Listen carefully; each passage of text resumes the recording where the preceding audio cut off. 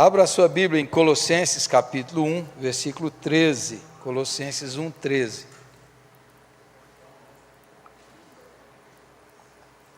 Primeiro domingo de janeiro falei sobre Gálatas capítulo 1, quando Paulo fala sobre a igreja aos Gálatas que estão deixando o evangelho e seguindo um outro evangelho que não é o evangelho verdadeiro. Falamos sobre isso, sobre porque às vezes as pessoas têm a tendência de abandonar o evangelho da graça para seguir regras e tradições humanas. Semana passada nós falamos sobre Romanos capítulo 1, quando Paulo no capítulo 1 explica o que é o evangelho, versículo 16 e 17, o que é o evangelho puro e simples, que é o tema que nós estamos estudando aqui, sobre o evangelho puro e simples, a radicalidade do evangelho. Então abra a sua Bíblia em Colossenses hoje, que é a terceira mensagem. Se você ainda não ouviu as outras, estão lá no nosso canal do YouTube, você pode ouvir e aprender. Colossenses 1, versículo 13 a 23, preste bastante atenção na leitura desse texto, nós cantamos uma parte dele agora, e diz assim, o versículo na linguagem atualizada, não vou ler essa linguagem agora não, tá bom? Versículo 13, depois eu leio essa linguagem aí, capítulo 1, verso 13, ele nos libertou do império das trevas, e nos transportou para o reino do Filho do seu amor, no qual temos a redenção, a remissão dos pecados.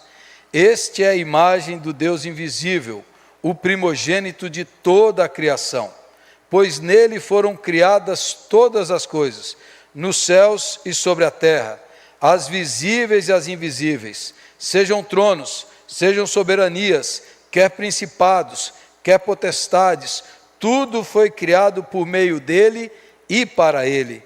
Ele é antes de todas as coisas, nele tudo subsiste.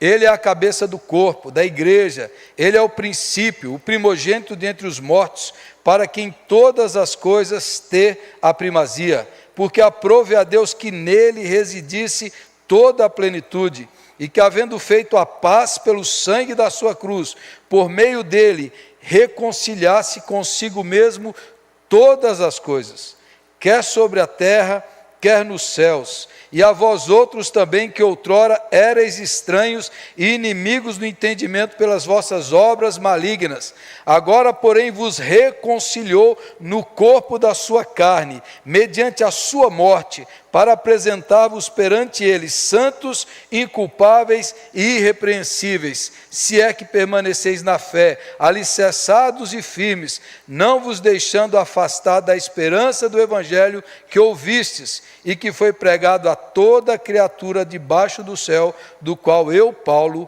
me tornei ministro. Amém. Senhor, aplica essa palavra em nossos corações. Dá-nos agora atenção, concentração, dá-nos agora coração aberto, entendimento aberto pelo Espírito Santo, e que a palavra do Evangelho possa ir fundo na nossa alma, trazendo revelação para a vida, revelação para a transformação, em nome de Jesus, amém, amém. Quando eu leio a carta do apóstolo Paulo aos Colossenses, eu lembro de uma história macabra, que eu li de um livro, há muito tempo, um pastor norte-americano contava, história de dois irmãos, eles se chamavam Homer e Langley Collier, filhos de um médico de Nova York, milionário. O médico morreu e deixou herança para esses dois filhos, solteiros. Mas os dois filhos tinham problemas. Não sei que tipo de problema, não foi diagnosticado, isso foi no século passado, depois da Segunda Guerra Mundial. Esses moços, logo cedo, eles demonstraram um distúrbio, eles não gostavam de sair de casa. Eles tinham medo que as pessoas roubassem o que eles tinham. Eles tinham um grande medo, um grande pânico de serem roubados, assaltados e as pessoas tirarem deles a fortuna que eles tinham. E esses dois moços começaram a se isolar, viver fechados na casa. Depois de um tempo eles não pagaram a luz, cortaram a luz. Depois de um tempo eles não pagaram a água, cortaram a água. E eles viviam fechados, saíam para recolher coisas na rua. extremamente econômicos, miseráveis. Miseráveis.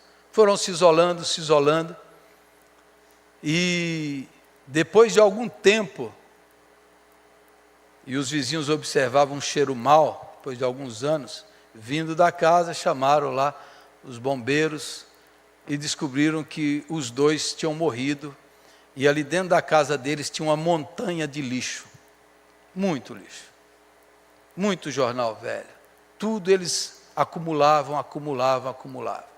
Um deles já tinha morrido há mais de um mês, debaixo do entulho que caiu em cima dele.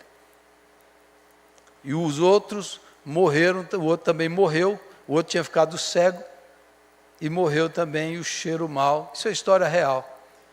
E essa é história horrível, que me lembra a comparação, a analogia, com aquilo que eu estou pregando aqui, que Paulo vai falar em Colossenses. Os cristãos, aqueles que têm Jesus Cristo, eles têm uma riqueza, eles têm uma herança. Paulo ora para que os nossos olhos se abram, para que a gente entenda a grandeza da nossa herança em Cristo.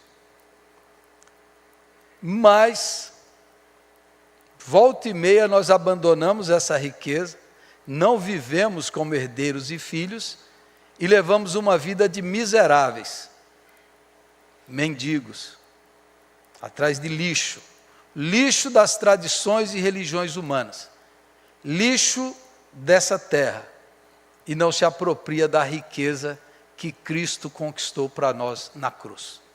Você pode parecer exagerado, isso é exagerado, pastor, mas quase toda semana eu encontro um irmão, um crente, que está levando uma vida abaixo, bem abaixo, do propósito, do plano e da riqueza que Jesus conquistou para ele na cruz do Calvário.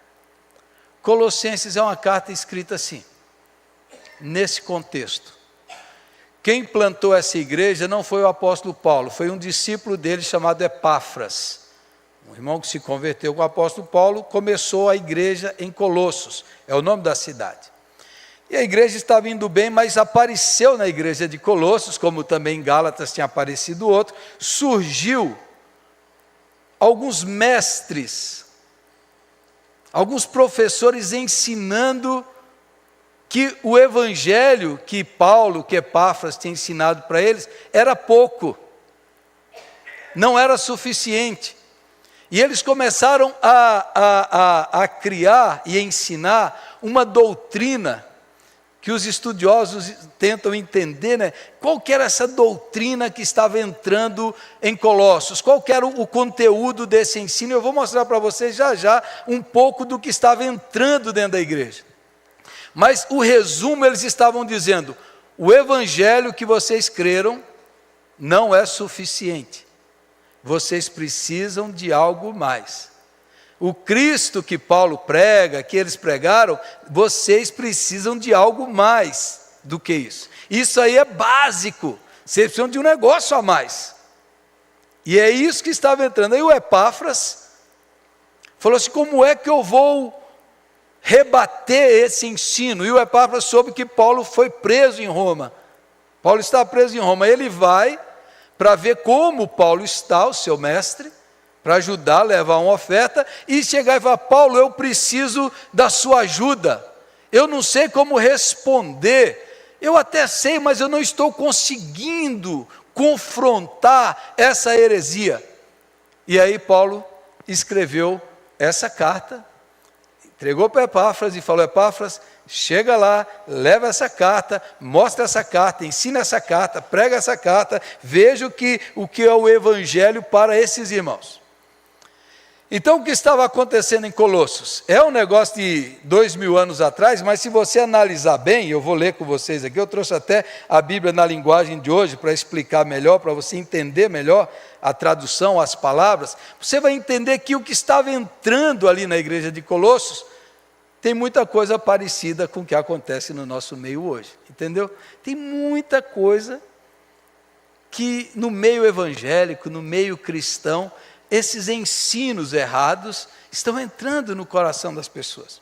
E essa carta foi escrita para responder exatamente isso. E aí, Antes de ministrar o capítulo 1, eu quero mostrar para você o capítulo 2. Porque no capítulo 2, Paulo vai dizer qual era o conteúdo desse engano. Vá para o capítulo 2 de Colossenses, versículo 8.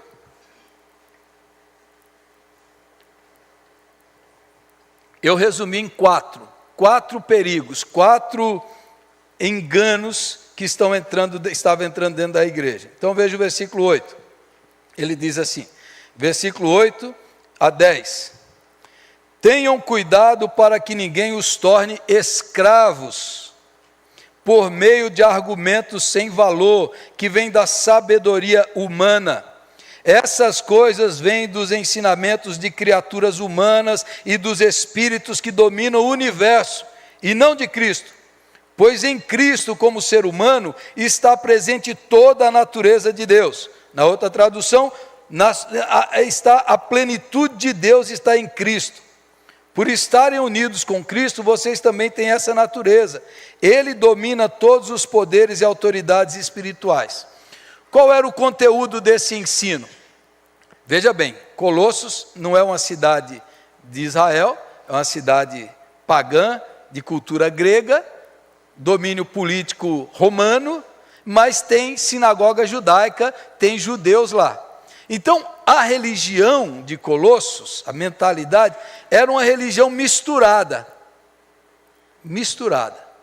E essa heresia aqui é uma heresia extremamente sincrética.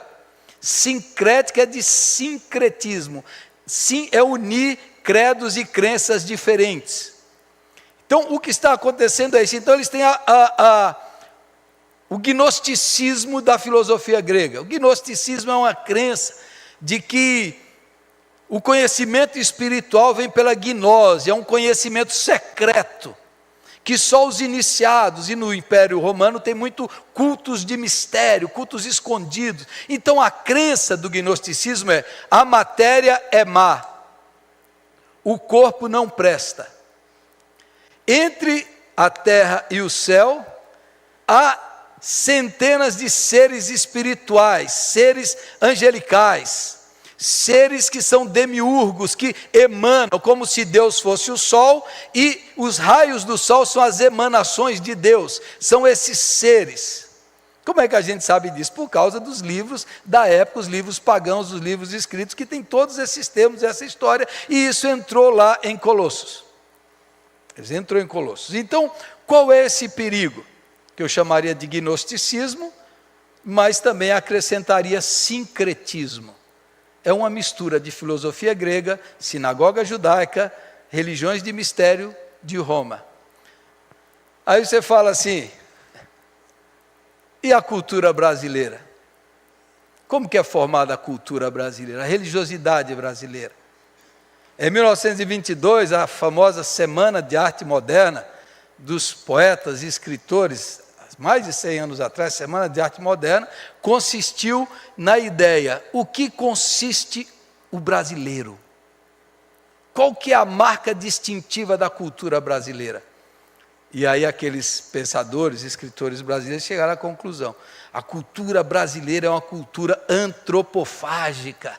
Quer dizer, nós comemos as culturas e misturamos e formamos uma cultura nossa. A cultura, o que é distintivo da cultura brasileira é a mistura. É a mistura de traços culturais, religiosos, filosóficos. A gente mistura tudo e faz um caldo.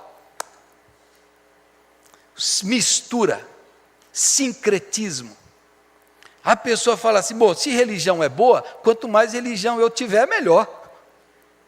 Não, eu vou ter um aqui, outro ali, cada dia eu vou ter uma religião. Aí você mistura tudo. Aí mistura e faz uma bagunça. Você vai assim, sincretismo. Eu já contei aqui que um dia eu estava ouvindo uma pregadora na televisão. Faz tempo isso, que eu parei com esse pecado, viu? Não assisto mais nada. Eu fiz quase que um voto para não assistir mais nada disso aí. E eu ouvi ela lá pregando, e ela dizia assim: a minha igreja é mais poderosa que essas igrejinhas que tem aí.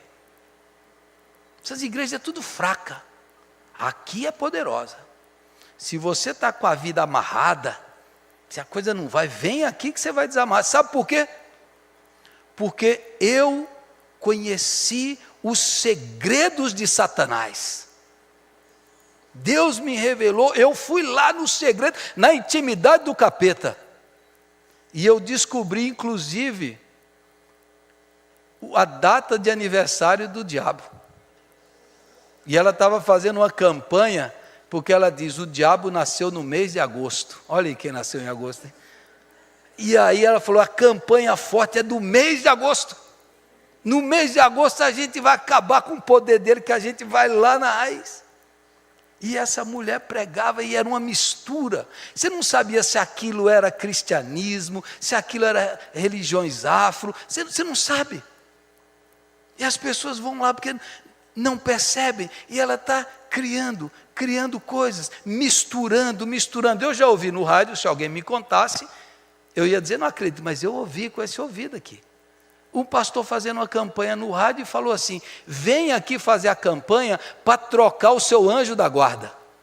Seu anjo da guarda está fraco, vem aqui, nós vamos trocar o seu anjo da guarda. Aí eu falei, eu já não sei o que eu estou ouvindo aqui. Outra mesma rádio, o pastor chamava para você ir lá e você vai beber as 4 águas ungidas, as águas poderosas, que é a água da cachoeira, do rio e do mar, e não sei de onde era outra água, mas você ia tomar as 4 águas. Eu falei, de onde ele tirou isso? Você entendeu? O sincretismo é as pessoas, eu preciso disso, eu preciso daquilo, eu vou atrás daquela, e vai misturando, e as pessoas não sabem em o que elas creem, não sabem quem elas confiam. O apóstolo Paulo, porque eu sei em quem tenho crido, mas você crê em quê? O que você crê? O que você confessa? O que você discerne? O que você entende? O que você crê? Então, isso estava entrando ali na igreja de Colossos, essa mistura de religiões de mistério, de filosofia grega, de gnosticismo, e é por isso que Paulo enfatiza tanto o corpo. Nele habita corporalmente a plenitude da divindade, o corpo de Cristo. Está falando isso daí, porque eles estão negando a matéria. Mas continua, versículo 11. Esse é o sincretismo. Versículo 11. Por estarem unidos com Cristo, vocês foram circuncidados não com a circuncisão que é feita no corpo, mas com a circuncisão feita por Cristo, pela qual somos libertados do poder da natureza pecadora. Pois quando vocês foram batizados, foram sepultados com Cristo, e no batismo também foram ressuscitados com Ele por meio da fé, que vocês têm no grande poder de Deus, o mesmo Deus que ressuscitou Cristo. Antigamente vocês estavam espiritualmente mortos por causa dos seus pecados e porque eram não judeus e não tinham a lei, mas agora Deus os ressuscitou junto com Cristo. Deus perdoou todos os nossos pecados e anulou a conta da nossa dívida com os seus regulamentos que nós éramos obrigados a obedecer. Ele acabou com essa conta pregando na cruz. E foi na cruz que Cristo se livrou do poder dos governos e das autoridades espirituais. Ele humilhou esses poderes publicamente, levando-os prisioneiros no seu desfile de vitória. Portanto, que ninguém faça para vocês leis sobre o que devem comer ou beber, ou sobre os dias santos e a festa da lua nova e o sábado. Tudo isso é apenas uma sombra daquilo que virá. A realidade é Cristo. Segundo perigo, legalismo.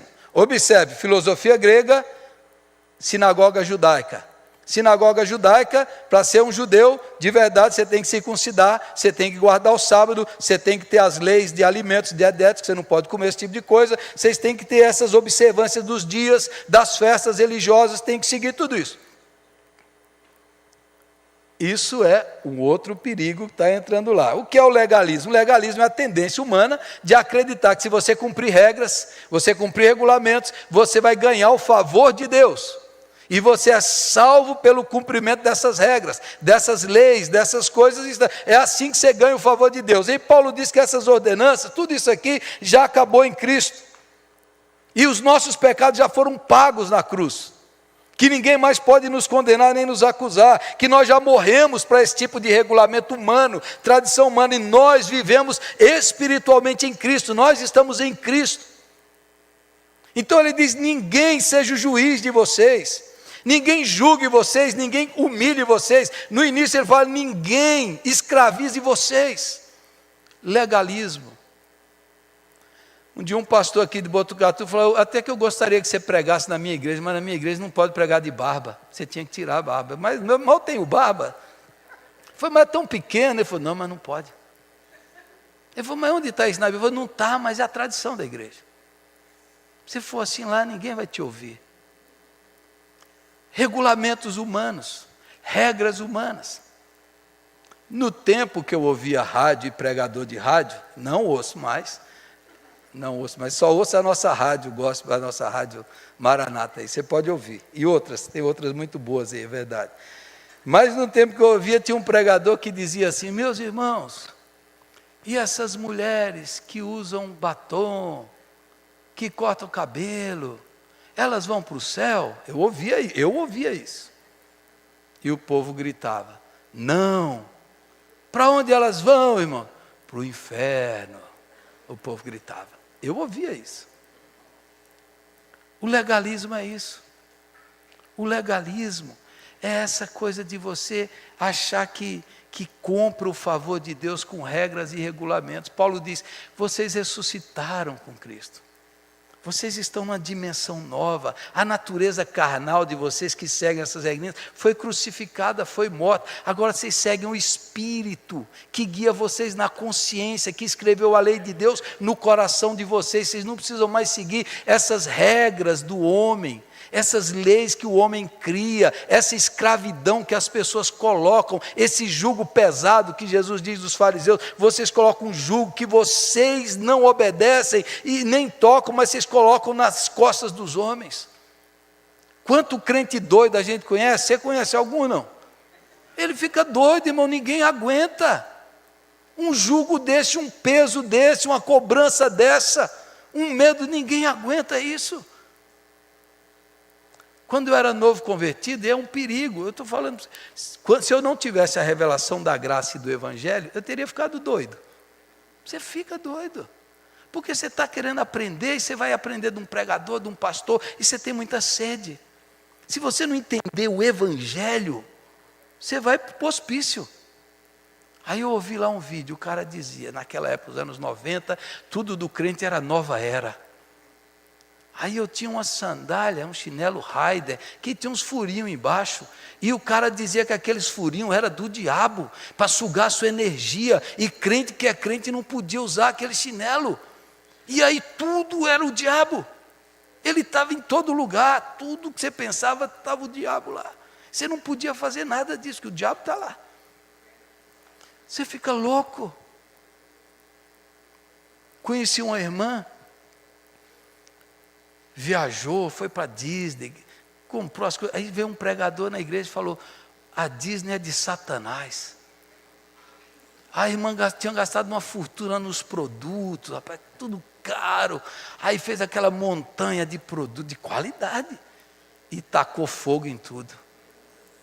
Botou fogo em tudo, isso aí é do diabo. Essas regras, esses regulamentos. E esse terceiro fator tem a ver com isso, o versículo 18. Olha o versículo 18.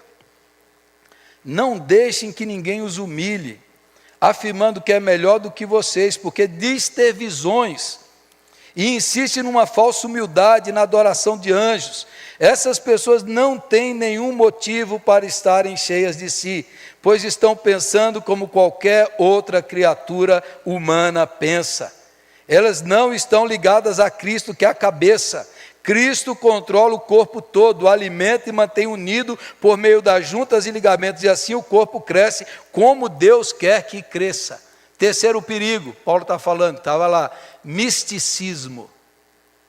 Eu gosto da palavra místico e mística, e até falei sobre a união mística, porque essa é uma palavra que precisa ser recuperada, porque a mística tem a ver com um relacionamento direto, com a presença sobrenatural e espiritual de Deus em nós, nas nossas vidas. Mas o misticismo é isso aqui.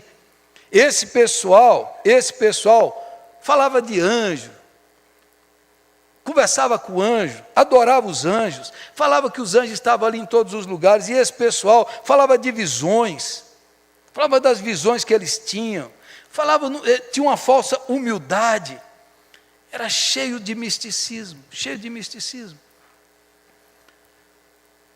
E aí, muita gente hoje, às vezes ele não se considera um crente de verdade, porque ele nunca teve uma visão espiritual. Ele nunca viu um anjo. Eu nunca tive essa experiência, eu nunca tive aqui. Será que eu sou crente mesmo? Isso é o misticismo. É o misticismo de lugares sagrados. Se você for orar naquele lugar lá, Deus responde. Se você for naquela campanha, Deus responde. Se você se batizar no Rio Jordão, aí você vai virar crente de verdade. Se você for, aí você vai criando visões, experiências. Você precisa disso, você precisa daquilo, aí vira aquela romaria evangélica. Romaria evangélica. Quando o Macedo inaugurou o Templo de Salomão, eu ouvi dizendo que quando as pessoas tocassem nas pedras que ele trouxe de Israel, iriam ser curadas tocando nas pedras do Templo de Salomão. Antigamente a gente chamaria isso de mandiga, superstição, não é? Magia. Isso é o misticismo.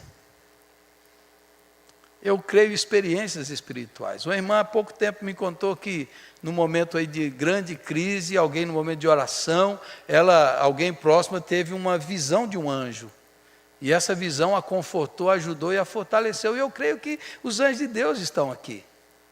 Eu creio que o Senhor se manifesta. Eu creio bastante nisso. Eu gosto muito disso. E eu oro para ter experiências com Deus. Experiências sobrenaturais. De todo tipo, mas a gente não vive por isso, a gente vive pela fé. Se eu me emocionar, se eu chorar, se eu me arrepiar, glória a Deus. Mas se eu não sentir nada disso, glória a Deus, Deus continua aqui, porque não é o que eu sinto, é o que eu creio. Eu vivo pela fé na palavra, eu vivo na promessa, eu sei que Deus está comigo, eu sei que Ele não me abandona. A gente não vive por misticismos. Aí aqui, algum tempo atrás, eu orava por uma família. A família estava falida financeiramente, cheia de dívidas. No passado eles tinham um comércio e eles perceberam que era hora de vender o comércio. As coisas estavam mudando, o negócio estava mudando e alguém fez uma proposta muito boa para eles venderem. E eles falaram assim, vamos vender, aqui na nossa cidade. Isso. E aí foi lá um profeta orar por eles. Chamaram o profeta. E o profeta orou e falou assim, Deus está revelando que vocês não devem vender. Vocês vão prosperar nesse negócio aqui. O que eles fizeram? Acreditaram no profeta. Faliram, pegaram uma dívida, perdeu o negócio, quase perderam tudo e ainda estavam endividados. Por quê? Por causa do misticismo. Deus deu sabedoria, deu bom senso, deu entendimento, deu a mente de Cristo para você. Quanta gente, já vi casamento, que a pessoa casou, eu não gostava, mas o fulano orou e disse que Deus estava preparando o varão para mim, era esse que eu devia casar. Irmão, não tem na Bíblia isso, não tem casamento arranjado por Deus. Casamento, se você é homem e mulher, mulher e homem. Não fica também, dá um sinal se é esse, se é aquela, não tem isso na Bíblia, irmãos. Tem lá o caso de Isaac com Rebeca, que Deus deu um sinal para o servo de Abraão, mas mostrou pelo comportamento dela. O servo falou assim, mostra o comportamento dessa mulher, se é ela mesmo. E pelo comportamento, o servo de Abraão falou, é essa. Comportamento, bom senso, discernimento. Eu creio que Deus fala hoje, eu creio nos dons espirituais, eu creio que Deus usa pessoas, mas cuidado. De gente que fica falando assim, Deus revelou, Deus mostrou, Deus está mostrando, e faz isso e faz aquilo, e Deus fala e só não fala com você no seu coração. Cuidado com essas visões, com esses misticismos. Cuidado com essas profecias que não têm base na palavra de Deus. Pessoas são prejudicadas. Isso tem feito muito mal para as pessoas, machucado pessoas por causa desse misticismo. Cuidado com você mesmo. Pastor, eu nunca tive essa experiência, eu nunca tive. Você crê em Jesus? Você tem Jesus? É isso que Paulo está dizendo. Isso aí é o plus da vida cristã, entendeu? O principal é a fé. Se Deus um dia quiser te dar, Ele vai dar, mas se não der também, irmãos, não preciso ver anjo, eu não preciso ir para o céu, eu já sei, a fé já me dá convicção plena, Cristo está aqui comigo, é tudo que eu preciso, eu já tenho tudo que eu necessito em Cristo Jesus. Isso é um misticismo. Agora veja o quarto e último perigo, versículo 20 a 23. Vocês morreram com Cristo e por isso estão livres dos espíritos maus que dominam o universo. Então por que é que vocês estão vivendo como se fossem desse mundo? Não obedeçam mais a regras como essas. Não toque nessa coisa, não prove aquela, não pegue naquela. Todas essas proibições têm a ver com coisas que se tornam inúteis depois de usadas. São apenas regras e ensinamentos que as pessoas inventam. De fato, essas regras parecem ser sábias ao exigirem a adoração forçada dos anjos, a falsa humildade e um modo duro de tratar o corpo. Mas tudo isso não tem nenhum valor para controlar as paixões que levam à imoralidade. Modo duro de tratar o corpo, na sua Bíblia, ascetismo. Ascetismo é isso. É assim, não, eu preciso me privar de coisas boas, de prazeres lícitos, das dádivas que Deus me deu, eu preciso tratar com severidade, eu preciso maltratar o meu corpo. E aí Paulo está falando, isso tudo parece que é espiritual, parece, mas tudo isso é coisa do ser humano. Essa coisa de não come isso, não pega naquilo, tudo isso é coisa do ser humano. Quando o apóstolo Pedro, que foi criado lá naquela tradição, não pode comer isso, esse alimento impuro, e Jesus deu uma visão para ele, ele viu os alimentos impuros, e Jesus falou, come Pedro, e Pedro, não, Senhor, eu não como. E Jesus falou, come, mata e come. Não, nessa boca santa aqui não entra bacon, aqui não entra carne de porco, Senhor, isso é impureza. E aí Jesus fala para ele, não considere impuro o que Deus purificou. Esse cântico que é baseado em Colossenses 1, que a gente acabou de ler, diz assim, já não há mais nada que a ele não pertença. Já não há mais nada que a ele não pertença. Todos os alimentos são purificados, se recebido com ação de graça, já não tem mais nada. E aí Jesus está falando também das pessoas, para o Pedro. Então, essas espiritualidades muito sofridas, o cara está lá assim curvado, tristeza, e alguém chega assim, o senhor está doente? Fala, não é que eu sou crente. Essas piedades assim, estou jejuando há 30 dias, eu não aguento, estou ajoelhado, ó, o bico do meu sapato, ele é ralado de tanto eu ajoelhar e ficar ralando ele no chão. Essas espiritualidades fingidas, de aparência, de exaltação humana, essas coisas aí, Paulo diz, isso aí é tudo coisa do homem, é tudo coisa da carne, é tudo isso do ser humano, isso aí tudo já foi crucificado. Aí agora eu quero rapidamente mostrar para você, dizem que os caixas do banco, para eles identificarem a nota falsa, eles não estudam a nota falsa, eles estudam a nota verdadeira. Eles analisam cada detalhe da nota verdadeira. Porque quando ele olha para uma falsa, ele sabe detectar o engano, o erro na falsa, porque ele conhece a verdadeira. Paulo, antes de entrar no erro, no capítulo 2, ele vai para o capítulo 1, que é o texto que eu li aqui no começo. Ele vai dizer para eles, olha, o que vocês precisam, vocês já têm. Esse negócio de dizer, eu preciso de Cristo mais guardar o sábado, eu preciso de Cristo mais uma visão, eu preciso de Cristo mais uma experiência, eu preciso de Cristo e mais isso, e mais aquilo. Paulo vai dizer, não. Se você já tem Cristo, você já tem tudo que você precisa. Cristo é tudo. Cristo é tudo, e tudo isso aí é coisa do ser humano, é coisa da cabeça humana, da tradição humana, do orgulho humano, da presunção humana, porque Cristo é tudo. E aí no início, no capítulo 1, no texto que eu li, você vai ver ele dizendo, quem é Jesus? O que Jesus fez? E quem nós somos em Cristo? Ele é, versículo 15, ele é a imagem visível do Deus invisível. O primogênito aí não é que ele foi o primeiro criado, é que ele tem a primazia sobre toda a criação. Ele é o Senhor de tudo que foi criado. Jesus Cristo é a exata expressão do ser de Deus. Tudo que foi criado por meio dele. Tanto as coisas visíveis quanto as invisíveis, tudo foi criado. Sejam tronos, soberanias, que eles tinham essa fixação em anjo. Paulo vai dizer, tudo foi criado por meio de Jesus. Lá em Hebreus 1 ele vai dizer, vocês estão aí fixados em anjos, fixados em Moisés, que é o trabalhador da casa. Jesus é o construtor da casa. E aqui ele está dizendo, ele está em tudo, tudo foi criado por meio dele e para ele. Ele é antes de todas as coisas, ele não é só o criador, ele é o sustentador.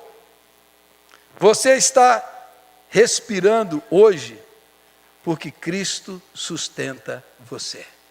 Se você olhar ali tem um formigueiro. Cada formiguinha daquela ali, ela existe em Cristo. Tudo que tem vida existe e é sustentado por Jesus. Tudo que existe, visível e invisível, seja o que for, tudo existe por causa dele. Ele é o Criador e o sustentador de todas as coisas. Jesus é a exata expressão do ser de Deus. Jesus revela como Deus é e nos revela como o ser humano deveria ser. Tudo foi criado por meio dele, por ele e para ele. E para ele. E o que Jesus fez? Versículo 13, ele nos libertou do império das trevas e nos transportou para o reino do Filho do seu amor. Libertou, redimiu, tirou você daquele império das trevas e trouxe, no qual temos a redenção, a remissão dos pecados. Versículo 19, porque aprove a Deus que nele residisse toda a plenitude, e que havendo feito a paz pelo sangue da sua cruz, por meio dele, reconciliasse consigo mesmo todas as coisas, quer sobre a terra, quer no céu. Reconciliasse com Deus o quê? Todas as coisas. Não existe mais coisa profana, irmãos. Não existe mais espaço sagrado e espaço profano. Não existe mais vida sagrada e vida secular. Todo o universo foi reconciliado com Deus. Todo o universo foi trazido de volta para Deus. Todo o universo. O sangue da cruz de Jesus não é só para salvar almas humanas, é para redimir o cosmos, a terra, as plantas, os animais. Tudo foi reconciliado com Deus mediante o sangue da sua cruz. A obra de Cristo é de restauração cósmica e de redenção de tudo. Você fala assim, mas então todos serão salvos? Não, porque a prisão foi aberta. A prisão foi aberta, mas se você não sair dela, você continua preso. Isso se chama fé. Se você não se apropriar do sacrifício, você continua miserável, escravizado, atormentado pelo diabo. Na Segunda Guerra Mundial tem uma história famosa, segundo tenente Hiro Onoda. Segunda Guerra acabou em 1945. Esse homem estava na Indonésia, nas ilhas ali da Indonésia. Não, das Filipinas. Estava nas Filipinas, na guerra. A Segunda Guerra acabou em 1945. Esse segundo tenente não acreditou que a guerra tinha acabado. Ele pegou sua espingarda, entrou numa caverna e ficou lá, dando tiro para todo mundo. Os japoneses mandaram avisar para ele, a guerra acabou, eu não acredito. Mandaram informar, ele ficou vivendo na selva, bebendo água do rio, comendo coisas ali. Sabe quantos anos?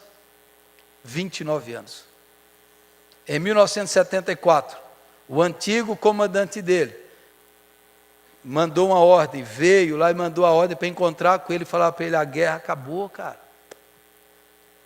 Mas ele viveu em guerra, como muitos religiosos vivem hoje, em guerra, escravizado, amedrontado, apavorado, aterrorizado, inseguro, ansioso, preocupado, medo do diabo, medo de Deus, medo do castigo, medo daquilo, medo do inferno, medo, dando tiro, brigando com todo mundo, lutando para alcançar o favor de Deus, lutando para merecer a bondade de Deus, lutando para fazer Deus favorável a nós. fazendo sacrifício, penitência, campanha, corrente, fazendo isso para conseguir que Deus seja favorável. E Deus falou: meu filho, tudo já foi pago, tudo já foi reconciliado no sangue da cruz. No sangue da cruz tudo já foi reconciliado. Você vive escravizado aí, mas a guerra já foi vencida, o diabo já foi derrotado, o pecado já foi pago, Jesus Cristo já ressuscitou, Ele vive e reina, a vitória é nossa. Basta você crer nisso daí, basta você confiar em Jesus Cristo, basta você crer nessa história e dizer assim: a guerra já foi vencida, Jesus venceu e a vitória é nossa. Mas quanta gente vive escravizada, atrás de homens, de religiões de homens, de experiências de homens, de doutrinas de homens, de filosofias de homens. E Deus fala assim: eu já dei tudo o que você precisa, em você tem todo o poder, toda a graça, toda a paz, toda a capacidade, toda a potencialidade, toda a potência está em Cristo, e Cristo está em você. Quando você creu nele, você foi unido com Cristo. Essa é a união mística. Quando você foi batizado na sua morte, a sua natureza carnal foi crucificada, e agora você vive no Espírito de Cristo, e ressuscitou com Cristo para uma nova vida, na dimensão do Espírito, novos valores, princípios, palavras, e agora você tem que viver nele, andar nele, pensar nele, meditar nele, viver em Cristo e deixar Cristo viver em você. Essa é a vida. Quem nós somos? Nós estamos unidos com Cristo. Irmãos, eu encontro pessoas levando vidas miseráveis, casamentos miseráveis, famílias miseráveis, com a Bíblia na mão, com o Evangelho sendo pregado, com cânticos maravilhosos, mas assim: você não deu-se conta, você fica comendo essa comida estragada, esse lixo, essa vida miserável que você está vivendo, anos e anos dentro da igreja, anos e anos dentro da igreja, e o Cristo vivo, ressurreto, vitorioso, está aqui para viver em você, para fazer de você uma nova pessoa, um novo ser humano, para viver de um novo jeito, de uma nova maneira, novos pensamentos, novos ideais, novo poder, para capacitar você para viver de um outro jeito. É para isso que Cristo morreu e ressuscitou, para fazer de você um Cristo vivo aqui, Cristo vivendo. Já não sou eu que vive, Cristo vive em mim. Quem sabe você está na selva do medo, da escuridão, da ira, da raiva, do pecado, do vício, e Deus lhe deu o potencial, a potência de Cristo para uma nova vida. É isso que Paulo está dizendo. Ele reconciliou, já não há mais nada que a ele não pertença, e em tudo existe graça, a graça de Deus chove sobre nós todo dia, e agora não tem mais comida, não tem mais isso, tudo é sagrado, tudo é santo, porque o santo nos habita. Louvado seja o nome do Senhor. Você está vivendo escravizado ainda, perdido, dando tiro para todo lado, tentando ganhar o favor de Deus, você não acredita. O Brennan Manning, pregador e escritor que faleceu há um tempo atrás, ele dizia o seguinte: no dia do juízo, Jesus vai olhar bem nos seus olhos, e Ele vai perguntar para você: você acreditou que eu amei você? Você acreditou que você é amado? Ele só vai olhar nos seus olhos e vai perguntar: você viveu uma vida de miserável, de briguento, iracundo? Você viveu uma vida amedrontada, aterrorizada, apavorada, ascética? Você viveu essa vida? Você acreditou que eu amei você, que eu morri por você, que o meu sangue foi derramado por você para te fazer uma nova criatura? Você acredita nisso? Isso é o Evangelho, é bom demais, é por isso que é verdade, é por isso que dura para sempre, o Evangelho de Jesus Cristo. Vamos ficar em pé, irmãos, e vamos orar? Eu queria, mesmo em pé, se você tiver o texto aí de Colossenses 1, de 15, na tradução do Eugene Peterson, Se conseguir projetar, eu queria concluir com essa leitura. Eu tenho aqui, mas essa tradução que o Eugene Peterson fez disso, eu queria que você lesse comigo, se você conseguisse ler, lesse bem pausadamente. Você quer um remédio para você ficar bem da vida? Uma receita para você ficar bem. Leia isso aí 10 vezes todo dia de manhã. Leia esse texto 10 vezes todo dia de manhã e medita nisso aqui. Pode ser a Bíblia na tradução ou nessa tradução do Eugene Peterson. Vamos lá? Quando olhamos para o Filho, vemos o Deus invisível.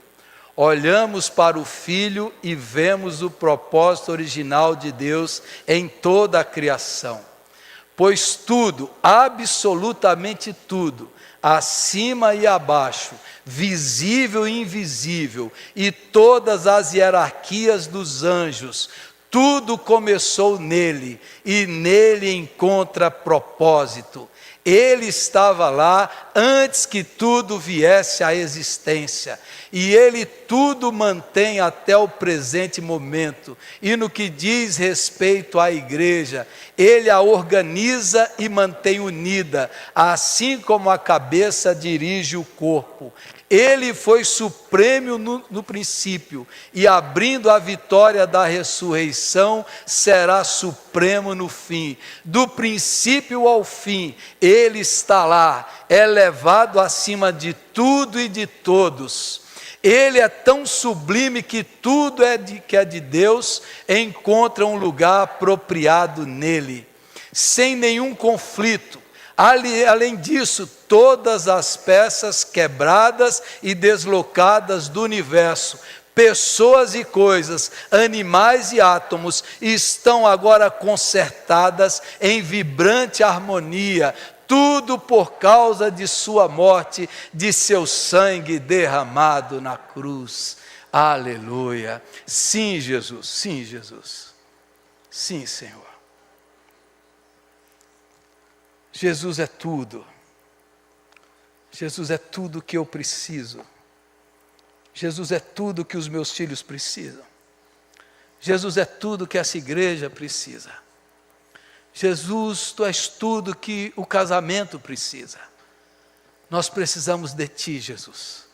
De todo o poder, toda a potência, todo o recurso, toda a graça que Jesus veio nos dar para viver essa vida nova.